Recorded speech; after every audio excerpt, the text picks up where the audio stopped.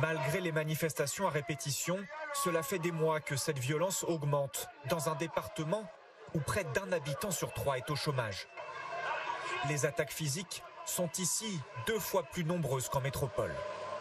On nous a abandonnés. On a l'impression que certaines personnes restent dans leur bureau en pensant que tout va bien, mais ça ne va pas du tout. Sur ces 3 mots-là, liberté, égalité, fraternité, c'est des mots qui ont des sens pour la France. Nous, on est nés Français. On ne demande rien de plus que d'être considérés comme des Français. Près de la moitié de la population de Mayotte n'est pas française. L'île est une destination pour des migrants venus des Comores voisines.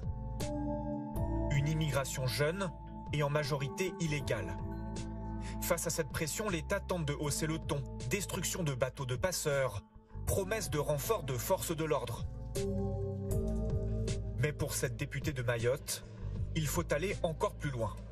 La criminalité, la violence à Mayotte, elle est principalement liée à l'immigration clandestine. Je comprends que ce soit très désagréable de faire ce lien ici, que c'est chargé politiquement, mais il faut regarder les choses en face. Si on ne met pas un nom sur ce qu'il se passe et qu'on continue à minorer ça en parlant de délinquance ou de petits règlements de compte, on est loin de la réalité. La réalité est grave à Mayotte, la République perd le contrôle de la situation et on doit avoir un choc de souveraineté sur notre île. La députée demande notamment plus de moyens pour la justice, dans un territoire délaissé. 77% des habitants vivent sous le seuil de pauvreté dans le 101e département français.